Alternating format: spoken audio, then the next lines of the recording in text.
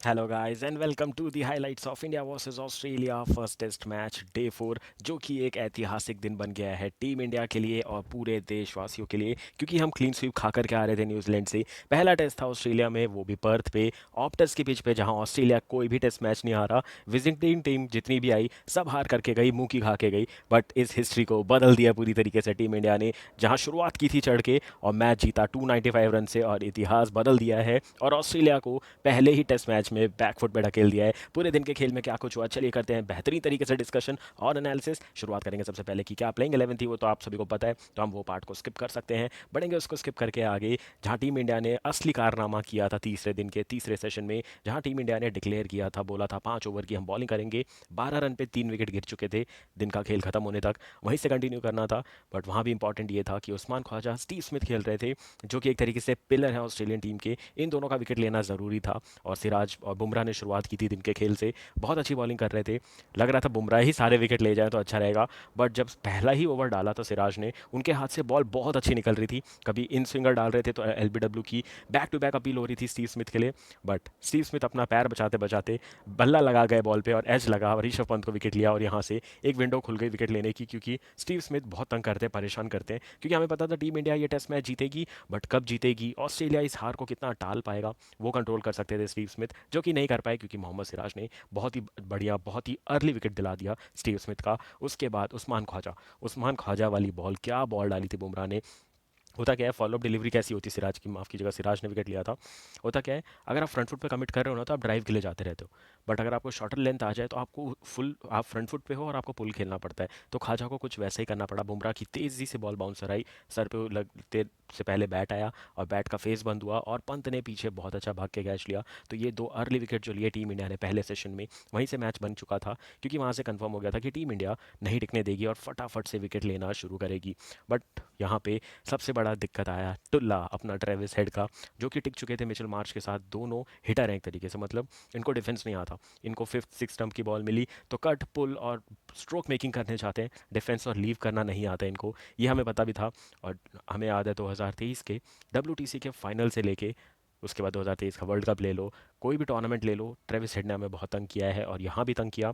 बहुत अच्छी half century लगाई और वहाँ पे जब वो मिचेल मार्श के साथ खेल रहे थे, एक टाइम पे मैच सेटल लग रहा था, क्योंकि इनकी हाफ सेंचुरी हो गई थी और 20-25 रन पे पहुंच चुके थे मिचेल मार्श। तो ये एक बहुत बड़ा सिरदर्द हो चुका था। और हुआ क्या था, सिराज और बुमराह पहला स्पेल डाल चुके थे, तो उनको वापस से कंटिन्यूस स्पेल में नहीं ला सकते थे, चेंज ओवर करना था। तो चेंज ओवर के लिए नीतीश कुमार रेड्डी को आना पड़ा, देन वाशिंगटन सुंदर को बॉलिंग करनी पड़ी। तो यहाँ पे एक विंडो मिल गई दोनों को तेज़ रन बनाने के लिए, क्योंकि हर्षित राणा आ गए, जो कि ईजी समझ रहे थे इन लोगों को लग रहा था कि ईजी होगा हर्षित राणा को खेलना। बट हर्षित राणा ने रन्स नहीं दिए और उसका प्रेशर उन पर बढ़ता गया। फिर वापस देखने को आई ये दो खूबसूरत इमेज पहली, तो ये बहुत अच्छी पार्टनरशिप की थी ऑस्ट्रेलिया ने यहाँ पे। इनको पता था मैच हार चुके हैं, प्रैक्टिस मैच की तरह लो, जितनी बैटिंग करनी है ग्राउंड पे जाके करो। ऑस्ट्रेलियन माइंडसेट कभी हार नहीं मानता है, पॉजिटिव निकालने जाता है, यही यहाँ पे देखने को मिला।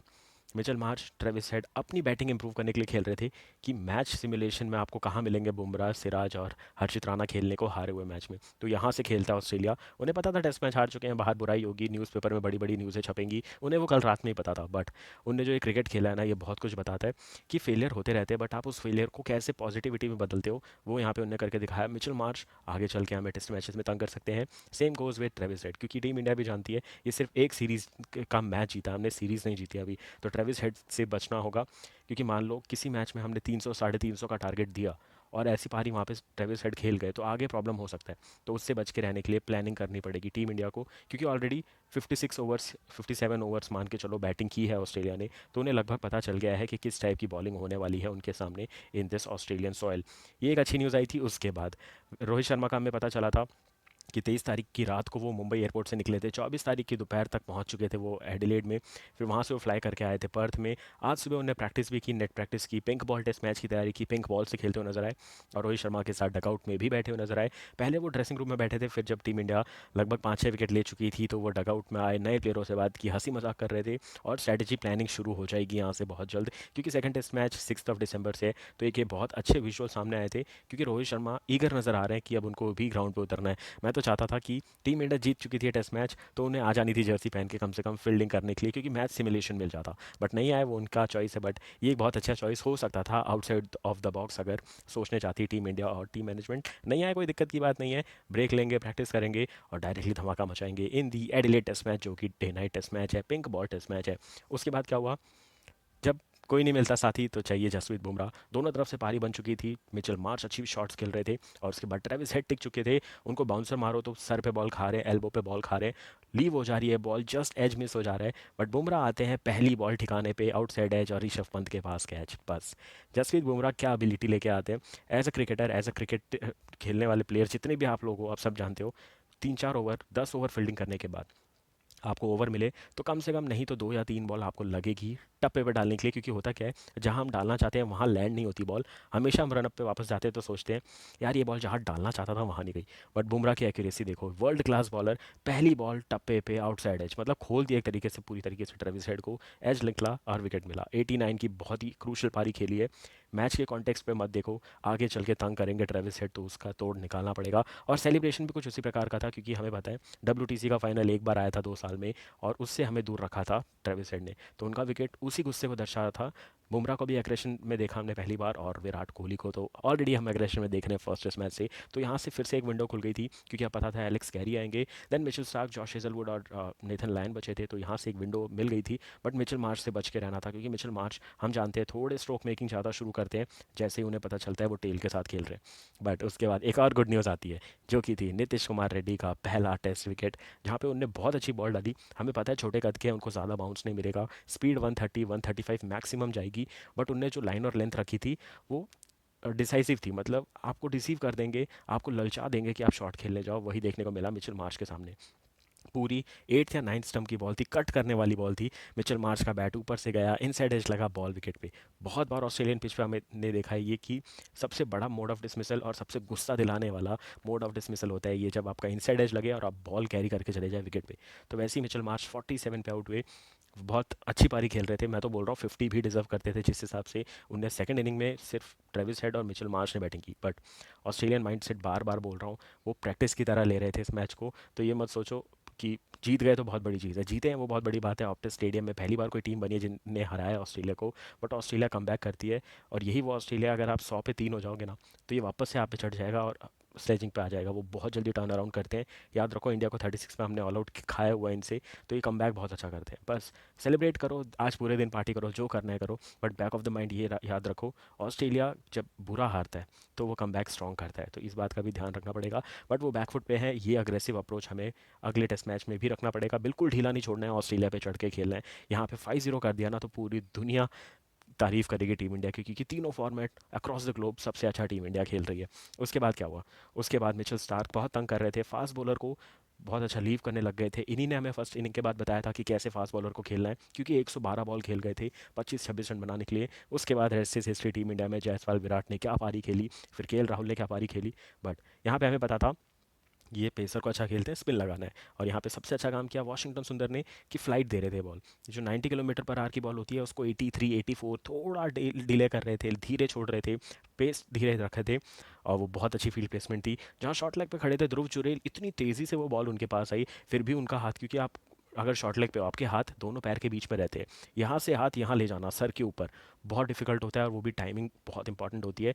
माना बॉल चिपकती है ऐसे फील्डिंग प्लेसमेंट पे, बट पूरी तरीके से कंट्रोल में नजर आया, बहुत अच्छे से बॉल गैदर की, और वहाँ पे वाशिंगटन सुंदर को भी पहला विकेट मिल गया। उसके बाद क्या था, विंडो खुल चुकी थी, नेथन लायन सामने आए। नेथन लायन को फिर वाशिंगटन सुंदर ने आउट किया। जहाँ पे सबसे इंपॉर्टेंट चीज़ क्या थी, वाशिंगटन सुंदर को ही बोल्ड किया था नेथन लायन ने दूसरी पारी में, सेम ऑफ स्पिन डाल के। और वहीं वाशिंगटन सुंदर ने भी सेम काम किया, ऑफ स्पिन डाली और नेथन लायन को आउट किया। तो मतलब मज़ा आ गया देख करके, जिस हिसाब से दोनों ने एक दूसरे के विकेट लिए, दोनों ने एक दूसरे से बदला ले लिया, दोनों ने एक दूसरे को बोल्ड मार दिया। तो यहाँ पे 2 विकेट लेकर के गए वाशिंगटन सुंदर। बारी थी एक अपने इकलौते बॉलर की जिनको विकेट नहीं मिला था, तो हर्षित राणा ने आखिरी विकेट लिया एलेक्स कैरी का, जो 37 बना करके आउट हुए, और उनको स्लोअर वन से आउट किया। वो IPL वाली बॉल थी, तो वो भी देख करके काफ़ी मज़ा आया सारे इंडियन सपोर्टर्स को। और टीम इंडिया ने इसी के साथ 10 के 10 विकेट लिए और हरा दिया 295 रन से, जो कि पूरी इतिहास की सबसे बड़ी जीत है। ऑप्टस की पूरी हिस्ट्री बदल दी है। नया वेन्यू बना है, इससे पहले वाका का ग्राउंड हुआ करता था। वैका से चेंज होकर अब आ चुके हैं ऑप्टस स्टेडियम पे। यहाँ पे लिमिटेड टेस्ट मैचेस ही हुए हैं अभी तक, बट उसमें भी जो भी टीम आती है बुरी तरीके से हार के जाती है। रिसेंटली वेस्ट इंडीज़ यहाँ आ रही थी, पाकिस्तान यहाँ पे आ रही थी, साउथ अफ्रीका यहाँ आ रही थी, श्रीलंका यहाँ आ रही थी। टीम इंडिया आई, नंबर वन रैंक टीम आई, धूल चटा के चली गई।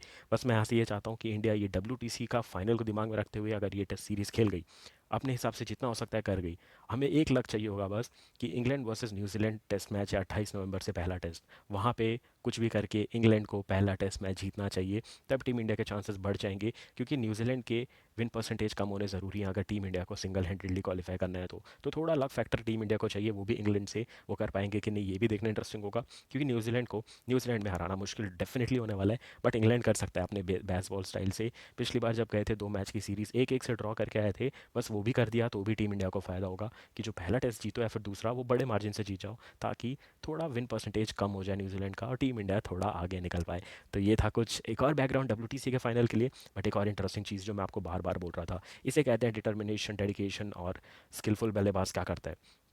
पता है, सेकंड टेस्ट मैच है, पिंक बॉल टेस्ट मैच है, आते ही पिंक बॉल से शुरुआत की रोहित शर्मा ने। यहाँ पे सबसे इंपॉर्टेंट चीज़ क्या थी, बैक एंड अक्रॉस जाने की तैयारी कर रहे थे। जैसा आपने स्टांस और ट्रिगर मूवमेंट देखा है केएल राहुल का, सेम वही ट्रिगर मूवमेंट यूज़ करते हुए नजर आए यहाँ पे Rohit Sharma. Back and across जा रहे थे पहले एक दो बार, फिर से बैक जाना शुरू किया, ट्रिगर मूवमेंट करना शुरू किया। लेफ्ट में जो आप इमेज देख रहे हो, वो विदाउट स्टिकर वाला बैट है, वो थोड़ा लंबा बैट है जिसका वेट थोड़ा हैवी रहता है नीचे के एंड पे। उससे प्रैक्टिस की और फिर अपने नॉर्मल जो वाइट बॉल पे बैट यूज़ करते हैं वो उनके हाथ में दिखा। पिंक बॉल से प्रैक्टिस कर रहे थे, अच्छा नेट सेशन किया और उसके बाद टीम इंडिया के साथ जुड़ गए इस जीत को सेलिब्रेट करने के लिए, जो कि बहुत ही बड़ी ऐतिहासिक जीत हो गई है। बहुत सारे सवाल उठ रहे हैं कि पांचों टेस्ट मैच के लिए अब बुमराह को कैप्टन बना देना चाहिए, क्योंकि बुमराह भी एज अ कैप्टन पहला टेस्ट जीते हैं। क्योंकि पिछला टेस्ट जो था वो इंग्लैंड से वन ऑफ द टेस्ट था जो टीम इंडिया हारी थी इंग्लैंड में, बट बुमराह पहला टेस्ट जीते। तो आधे सपोर्टर्स ये बोल रहे हैं कि इनको 5 मैच के लिए टेस्ट कैप्टनसी दे दो, आधे तो चाहते हैं कि हम कि रोहित शर्मा वापस कैप्टनसी कर जाएं। बट इंटरेस्टिंग है यहाँ पे जानना कि प्लेइंग 11 क्या होगी, क्योंकि 10 दिन में शुभमन गिल भी फिट हो जाएंगे, रोहित शर्मा तो डेफिनेटली प्लेइंग 11 में आएंगे, तो कौन से 2 प्लेयर जाएंगे बाहर। तो वो भी मैं आपको बता दूं कि ध्रुव जुरैल बाहर जाएंगे और देवदत्त पडिक्कल बाहर जाएंगे, ये 2 प्लेयर चले गए बाहर। बैटिंग ऑर्डर की बात करूँ तो रोहित शर्मा आते ही ओपनिंग करेंगे जायसवाल के साथ। 3 नंबर की जगह खाली है, तो वहाँ डिस्कशन होने वाला है, क्योंकि जब पुजारा ने 3 नंबर छोड़ा था तो गिल ने सामने से आके बोला था मुझे 3 नंबर चाहिए, तो उनको वो दिया गया था। तो अब वो गिल के ऊपर है, उनसे भी पूछा जाएगा कि आप कंफर्टेबल हो 3 पे या फिर 3 की पोजीशन आप चेंज करना चाहते हो 5 से। बस एक बार ही क्वेश्चन होने वाला है, और वो इंटरनल डिस्कशन है। मतलब मैं आप हम लोग जैसे हैं, अच्छे फ्रेंड्स हैं, जमती है, कोई दिक्कत नहीं है, तो मान जाते हैं कि ठीक है मैं 5 खेल लूँगा, आप 3 खेलो। या फिर केएल राहुल खुद ही बोल दे कि नहीं मैं 5 खेलने के लिए रेडी हूँ, कोई दिक्कत की बात नहीं है, मेरे पास क्लास है, मेरे पास टैलेंट है, मेरे पास स्किल है, मैं किसी भी नंबर पर आके उतने अच्छे से ही बॉल छोड़ सकता हूँ, उतनी ही क्लासिकल ड्राइव लगा सकता हूँ, तो मैं वैसा खेल सकता हूँ। तो वही हो जाएगा, 3 नंबर पे गिल, 4 पे रोहित, 4 पे विराट, फिर 5 पे केएल राहुल। 5 पे केएल राहुल को आना है तो वो आ सकते हैं, फिर पंत आ जाएंगे 5 पे, फिर 6 पे केएल राहुल चले जाएंगे। उसके बाद ना सरफराज रहेंगे ना ध्रुव जुरैल रहेंगे। एक इंटरनल न्यूज़ मुझे जो यहाँ मिल रही है, एडिलेड का पिंक बॉल टेस्ट मैच के लिए जडेजा या फिर अश्विन आने वाले, क्योंकि थोड़े कम निप नजर आई है वाशिंगटन सुंदर में। बस एक इस फैक्टर के लिए, बाकी बैटिंग तो वाशिंगटन सुंदर से अच्छी नहीं कर सकते जडेजा अश्विन, ये हम सब जानते हैं। बट जो बॉलिंग में कंट्रीब्यूशन वो और कर सकते हैं, खासकर पिंक बॉल के बाद, वहाँ पे मुझे लग रहा है जडेजा अश्विन आ सकते हैं, भले ही वो इस पिंक बॉल में ना दिखे, क्योंकि पिंक बॉल में स्पिनर का ज़्यादा रोल नहीं होगा।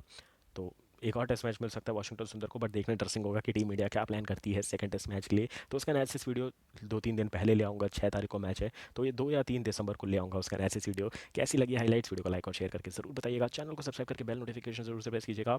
मिलूंगा बहुत जल्द, अभी ऑक्शन का अभी डेट हुआ है उसके एनालिसिस और अपडेट्स के साथ। पहले फटाफट से देख लेते हैं और क्या कुछ घटा था दिन के खेल में। मैच समरी, पहली इनिंग में इंडिया ने बनाए थे 150, 104 बनाए, फिर ऑस्ट्रेलिया ने जवाब में 46 रन की लीड मिली थी, छोटी लीड थी, बट टीम इंडिया ने उस लीड को और बड़ा किया, जहां 487 पे डिक्लेयर किया टीम इंडिया ने, जहां यशस्वी जायसवाल 161, विराट कोहली 100 नॉट आउट। फिर पता था जो 550 रन का टोटल होता है वो कभी भी आसान नहीं होता है, और ऑस्ट्रेलिया को भी पता था, वो चाहते थे टेस्ट मैच ड्रॉ करना।